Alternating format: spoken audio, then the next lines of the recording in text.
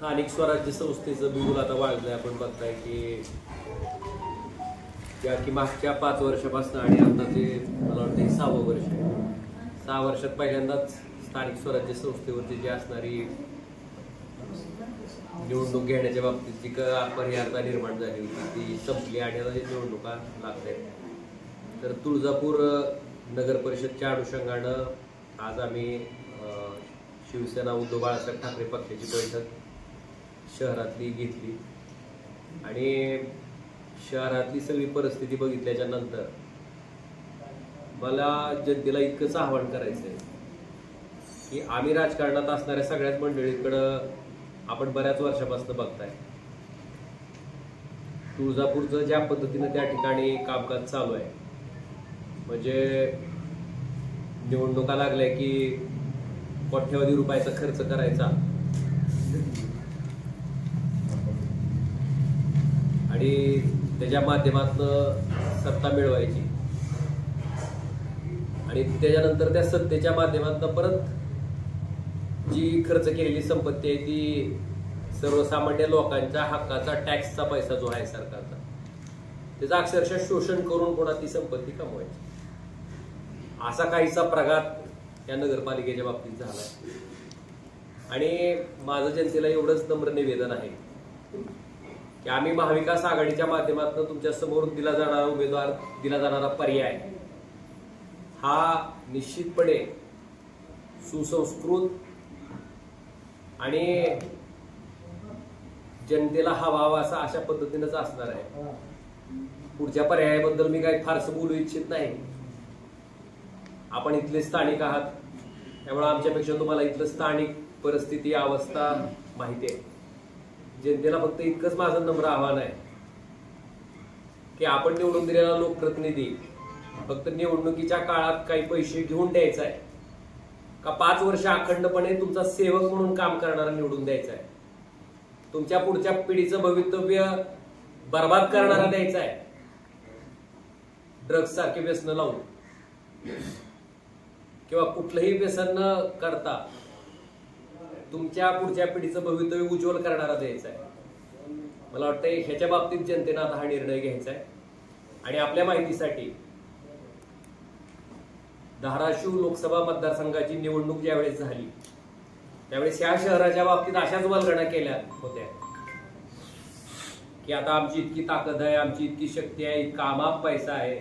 अशा परिस्थितीमध्ये सुद्धा तुळजापूर शहरातील सुज्ञ जनतेनं तब्बल 3,500 मताचं मताधिक्य त्या ठिकाणी ह्या शहरातल्या लोकांनी लोकसभेच्या निवडणुकीच्या वेळेस त्या ठिकाणी माझ्या पाठीमागं उभा केलेलं होतं.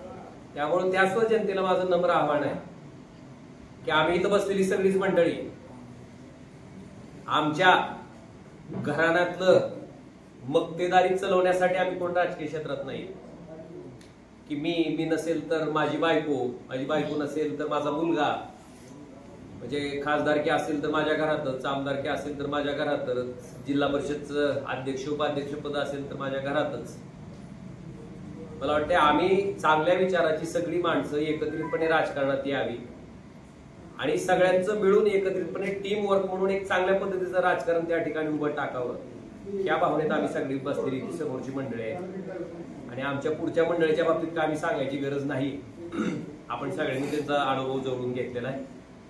आणि आज तुळजापूर मधल्या जनतेला माझं इतकंच नम्र निवेदन आहे की 40 वर्ष एक हाती सत्ता एक हाती अंमल ज्यांचा जिल्ह्यावर होता आणि कायमस्वरूपी महाराष्ट्राच्या मंत्रिमंडळात ह्या जिल्ह्याचं नेतृत्व मंत्री म्हणून अगदी कॅबिनेट मंत्री म्हणून ज्यांनी केलं त्यांच्या 40 वर्षाचा कार्यभाग ह्या जनतेनं बघितलाय.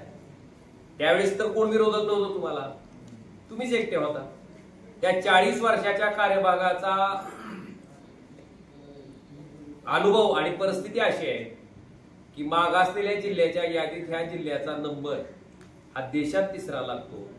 मला वाटतं ह्याच्यापेक्षा अजून कुणाची क्षमता किंवा नेमकं राजकारण स्वतःच्या कुटुंबाच्या विकासासाठी केलं गेलं का धाराशिवच्या विकासासाठी केलं गेलं, मला वाटतं ह्या 2 गोष्टीतनं अंतर्भूत होत आहे. आणि म्हणून जनतेला माझं नम्र निवेदन आहे.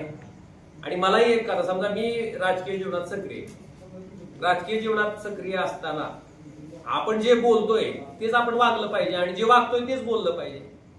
आम्ही निष्ठेच्या गप्पा सांगायच्या आणि 40 वर्षाच्या शरद पवारांनी आपल्याला कायमस्वरूपी मंत्रिपद दिलं. त्यांची सत्ता गेल्या गेल्या भारतीय जनता पार्टीची सत्ता आली की लगेच भाजपवासी व्हायचं. मग आमच्या निष्ठेच्या गप्पा सांगण्याला काय अर्थ आहे? मला वाटतं त्या सुद्धा पातळीवर आमची परीक्षा झाली. आम्ही प्रामाणिकपणे उद्धव बाळासाहेब ठाकरे शिवसेना ह्या पक्षात ठामपणे उभे आहेत. आणि मला खास करून ऋषीबाई यांचं अभिनंदन करायचंय. कारण आज कुठलाही माणूस जात असताना अगदी साधा, माझे आमदार असू द्या, माझी खासदार असू द्या, कुठलाही माणूस जात असताना सत्तेकडे जायचा प्रयत्न असतो. पण आज त्या सत्तेवर लाथ मारून त्याला अगदी रेड कार्पेट ट्रीटमेंट हातरलेली असताना सुद्धा त्या सगळ्या गोष्टीवर लाथ मारून आम्ही सत्तेत नसलेल्या पक्षाकडे त्यांनी यायचा निर्णय घेतलाय. आणि मला वाटतंय निश्चितपणे तुळजापूरची जनता सुद्धा ही अतिशय बारकाईनं बघते आणि लोकांच्या लक्षात येते की एखादा नेता, एखादा माणूस जेव्हा एका चालू पक्षातनं दुसऱ्या पक्षात जातो, सांगत असतो तो विकास करायला जायचा आहे, पण नेमकं तो कशासाठी चाललाय हे जनतेला समजत असतंय. मला वाटतं अशा प्रतिकूल परिस्थितीमध्ये ठीक आहे, आम्ही पैशानं थोडेफार कमी असू, पण मनाची जी दाणत लागते आणि वागण्यातला जो सच्चेपणा लागतो त्याच्या बाबतीत मात्र आमचा हात कोणी धरू शकणार नाही. त्या पद्धतीचं कामकाज या जिल्ह्यामध्ये आम्ही मागच्या 2006 पासून मी स्वतः सक्रिय झाल्यापासून केलेलं आहे.